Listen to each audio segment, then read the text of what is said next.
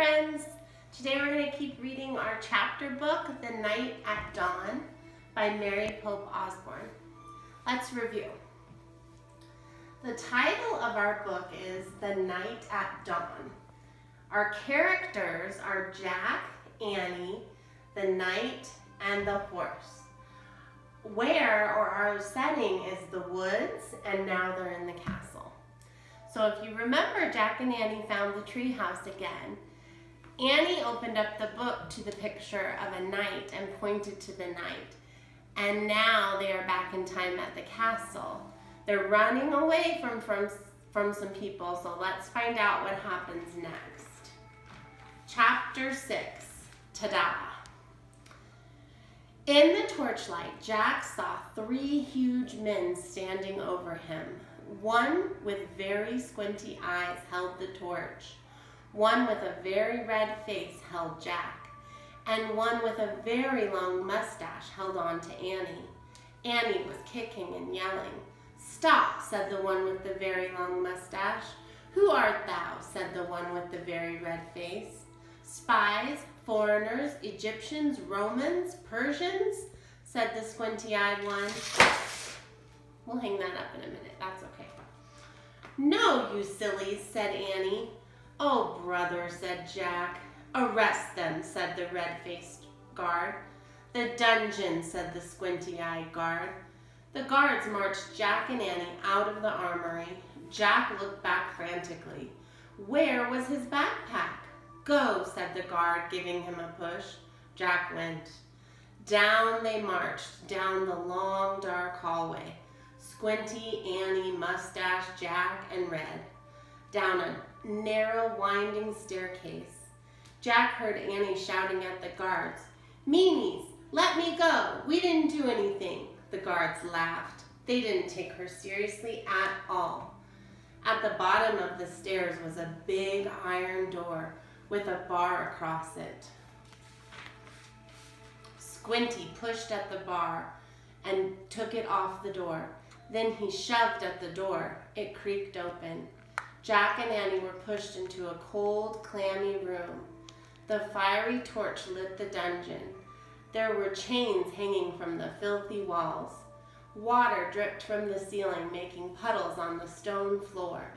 It was the creepiest place Jack had ever seen. "We'll keep them here till the feast is done. Then turn them over to the Duke," said Squinty. "He knows how to take care of thieves." "There will be a hanging tomorrow," said Mustache. "If the rats don't get them first," said Red. They all laughed. Jack saw that Annie had his backpack. She was quietly unzipping it. "Come on, let's chain the 2 of them up," said Squinty. The guards started toward Annie. Annie whipped out her flashlight out of the backpack. "Ta-da!" she yelled. The guards froze. They stared at the shiny flashlight in her hand. Annie switched the light on.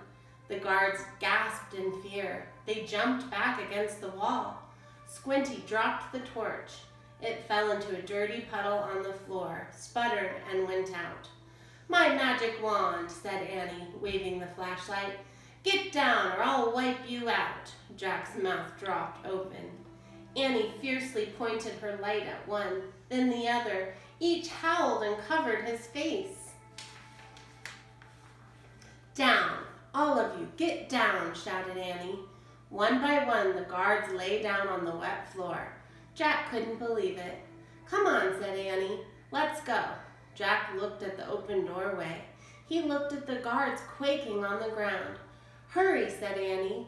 In one quick leap, Jack followed her out of the terrible dungeon. Chapter 7, A Secret Passage. Annie and Jack raced back up the winding stairs and down the long hallway. They hadn't gone far when they heard shouting behind them. Dogs barked in the distance. "They're coming," Annie cried. "In here," said Jack. He shoved open a door off the hallway and pulled Annie into a dark room. Jack pushed the door shut. Then Annie shined her flashlight around the room. There were rows of sacks and wooden barrels. "I'd better look in the book," said Jack. "Give it to me." Annie gave him the flashlight and his backpack. He pulled out the book and started tearing through it. "Shh," said Annie, "someone's coming." Jack and Annie jumped behind the door as it creaked open. Jack held his breath. A light from a torch danced wildly over the sacks and barrels. The light disappeared. The door slammed shut. "Oh man," whispered Jack, "we have to hurry. They might come back." His hands were trembling as he flipped through the pages of the castle book. "Here's a map of the castle," he said. "Look, this must be the room we're in. It's a storeroom." Jack studied the room in the book. "These are sacks of flour and barrels of wine." "Who cares? We have to go," said Annie, "before they come back." "No, look," said Jack. He pointed at the map. "Here's a trap door." He read out loud. "This door leads from the storeroom through a secret passage to a precipice over the moat." "What's a precipice?" said Annie. "I don't know. We will find out," said Jack. "But first we have to find the door." Jack looked at the picture carefully. Then he shined the flashlight around the room. The floor of the room was made up of stones. The trap door in the picture was 5 stones away from the door to the hall. Jack shined the light on the floor, counted the stones. 1, 2, 3, 4, 5. He stamped on the 5th stone. It was loose. He put the flashlight on the floor. He worked his fingers under the thin sheet of stone and tried to lift it. "Help," said Jack.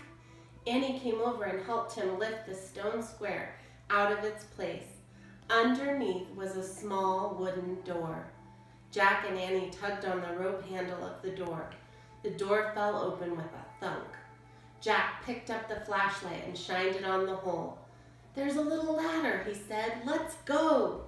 He clipped the flashlight and felt his way down the small ladder. Annie followed. When they both reached the bottom of the ladder, Jack shined the light around them. There was a tunnel. He crouched down and began moving through the damp, creepy tunnel. The flashlight barely lit the stone walls. He shook the light. "Were the batteries running low?" "I think our light's dying," he said to Annie. "Hurry," she called from behind. Jack went faster. His back hurt from crouching. The light got dimmer and dimmer. He was desperate to get out of the castle before the batteries died completely. Soon he reached another small wooden door. At the end of the door was the tunnel. Jack unlatched the door and pushed it open. He poked his head outside. He couldn't see anything in the misty darkness. The air felt good, cool and fresh. He took a deep breath. "Where are we?" whispered Annie behind him. "What do you see?" "Nothing, but I think we've come outside of the castle," said Jack. "I'll find out." Jack put the flashlight in his pack. He put the pack on his back.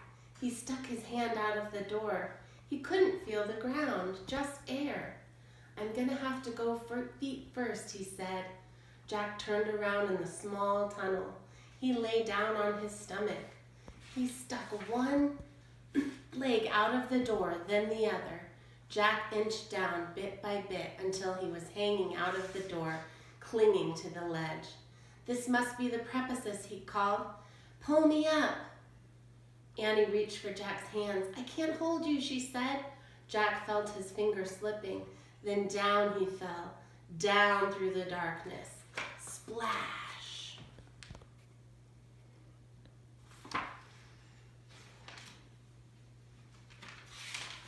Chapter 8, The Night.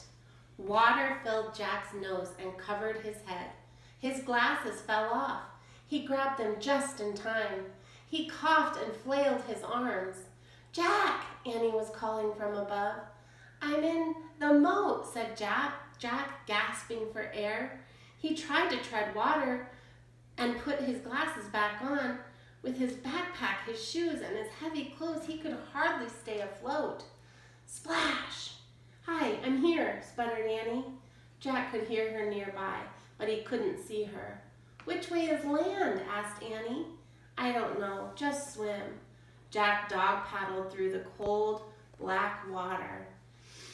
He heard Annie swimming too. At first it seemed as if she were swimming in front of him, but then he heard a splash from behind him. "Annie," he called. "What?" Her voice came from in front, not behind. Another splash. Behind. Jack's heart almost stopped. Crocodiles? He couldn't see anything in the water through his streaked glasses. "Annie," he whispered. "What?" "Swim faster." "But I'm here. I'm over here, near the edge," she whispered. Jack swam through the dark toward her voice. He imagined a crocodile slithering after him. Another splash, not far away. Jack's hand touched a wet, live thing. "Ah!" he cried. "It's me. Take my hand," said Annie. Jack grabbed her hand. She pulled him to the edge of the moat. They crawled over an embankment onto the wet grass. Safe. Another splash came from the moat waters. "Oh man," said Jack. He was shivering all over. His teeth were chattering. He shook the water off of his glasses and put them back on. It was so misty he couldn't see the castle. He couldn't even see the moat, much less a crocodile. We made it," said Annie. Her teeth were chattering too. "I know," said Jack, "but where are we?" He peered at the foggy darkness. Where was the drawbridge, the windmill, the hawk house, the grove of trees, the tree house? Everything had been swallowed up by the thick, soupy darkness. Jack reached into his wet backpack and pulled out the flashlight. He pushed the switch. No more light. They were trapped. Not in a dungeon, but in the still, cold darkness. "Nay!" a horse's whinny. Just then the clouds parted. A full moon was shining in the sky. A pool of light spread through the mist. Then Jack and Annie saw him just a few feet away. The knight. He sat on the black horse. His armor shone in the moonlight. A visor hid his face, but he seemed to be staring straight at Jack and Annie. All right, friends, we're going to stop there today. Let's see if we can answer any more of our plot here, which fell down. So we have our title, our characters, Jack, Annie, the knight, and the horse. It takes place in the woods and the castle.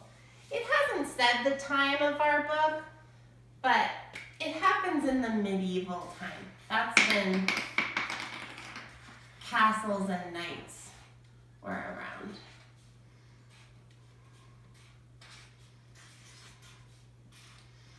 And what has happened? Let's see.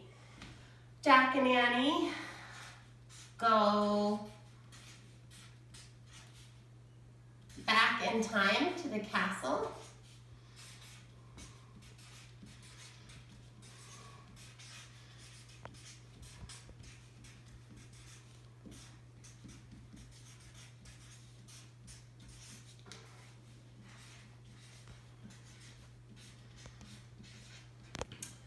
They get caught in the castle.